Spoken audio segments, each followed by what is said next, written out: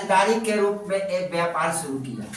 ए तथा बी के अनुपात इतना का अनुपात था। ए और बी का अनुपात कितना का था? इतना का। जबकि ए ने 5 महीना बाद अपनी पूंजी निकाल लिया, जबकि साल के अंत में जो लाभ मिला उसका अनुपात इतना था। ठीक है, तो बी ने कितने महीने बाद अपना धन निकाला? तो देखिए इसमें सवाल वही है, मतलब थोड़ा सा आप धन के पूछ रहा है, वक्त के पूछेगा, समय का पूछेगा, लाभ पूछेगा, पूंजी पूछेगा। इसमें सबसे बात है ना कि क्वेश्चन में क्या देखना होता है कि कंडीशन देख लो चारों तरफ से कि इसमें पूछ क्या सकता है। या तो पूंजी पूछेगा, या तो समय पूछेगा, या तो लाभ पूछेगा। यही चेंज कर करके पूछेगा। तीनों कंडीशन पूछ सकता है और कुछ नहीं पूछता है। समझ में आता है? इस क्वेश्चन का ये कंडीशन समझ लेते। मान लो कि ए ने कितना पूंजी लगाया, बी ने कितना पूंजी लगाया, ये देख लेना। तो यहाँ पूंजी लिख लिया हमने कितना लगाया। ए का पूंजी कितना लगाया? तब 2:3 के अनुपात में लगाया। और समय लिख लेते हैं, समय क्या लगाया है ये? तो ये कितने महीने के लिए लगा रहा है? तो ये मान लीजिए कि 5 महीने बाद ही निकाल लिया। इसको मान लीजिए 22 महीना बाद निकाल लिया। अब क्या दिक्कत है? यहाँ लाभ निकाल लेते हैं, उसका लाभ का अनुपात, तो लाभ निकाल लिया। लाभ कितना है? तो 5 गुना 10 अनुपात 3 एकम 3 वाई। ये अब लाभ का तुलना लाभ से कर लेंगे। अब दूसरा लाभ क्या है? जो दिया हुआ लाभ है, लाभ दिया हुआ है 5:3। ये दोनों को बटा में कर देंगे, मिलेगा क्या? 10/5 = 3y बटा 3 के ऐसे गुना हमने करा लिया। 5 गुना 10 ठीक है। अब 5 गुना 10 और 3 से 3 कैंसिल, तो y बराबर कितने महीने बाद निकाल लिया? 2 महीने बाद निकाल लिया।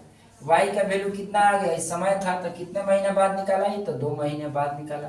ये आपका क्या हो जाएगा? आपका आंसर हो जाएगा 2 महीने बाद इन्होंने पैसा को क्या कर लिया? निकाल लिया।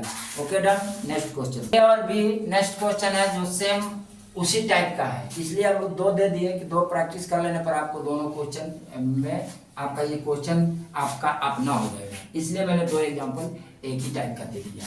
देखो इसको, ए और बी मिलकर किसी व्यापार में 5:6 के अनुपात में पूंजी लगाता है। 8 महीने बाद ए ने पूंजी निकाल लिया, तो वर्ष के अंत में लाभांश 5:9 हो तो बी ने अपनी पूंजी कितने समय के लिए लगाया था? तो देखिए ए और बी का अनुपात ले लेते हैं, ए अनुपात बी। ए ने पूंजी क्या लगाया था? ये पूंजी हो गया। ए ने पूंजी लगाया था 5:6 के, और समय का अनुपात दिया हुआ है, तो समय हमने क्या ले लिया? आपका समय ले लेंगे, ये 8 लिया और ये y ले लिया। बी ने पूंजी कितना लगाया था? लाभांश निकालनी है, तो ये इसका लाभांश निकाल लीजिए पहले। ये लाभांश क्या हो जाएगा? आपका लाभांश हो जाएगा 8×5 = 40 और 6 एकम 6y। अब ये देखना है कि ये लाभांश दिया हुआ कितना था? लाभांश दिया था 5:9 के, तो 40/5 = 6y/9। काट दो, 8×5 = 40, 3 3 का 9, 3 दूना 6, 4 दूना 8, 4 3 12।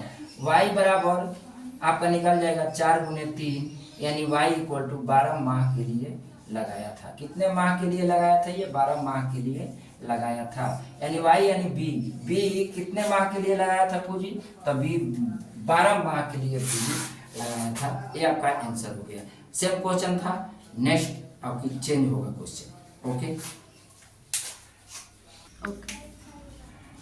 ए ने किसी व्यापार में 10,000 रुपया, गाय दही सैकड़ा 1000, 10,000, गाय दही सैकड़ा 10,000 रुपया 9 माह के लिए निवेश किया, तथा बी 18,000 रुपया कुछ समय के लिए लगाया। यदि ए तथा बी का लाभ समान हो तो बी कितने समय के लिए पूंजी लगाया? अब ये देखना है, फिर रेशियो ले लेते हैं, A/B। ए कितना लगाया था पूंजी यहाँ लिखते हैं। आप पूंजी ए 10,000 रुपया लगा लिया, ठीक है।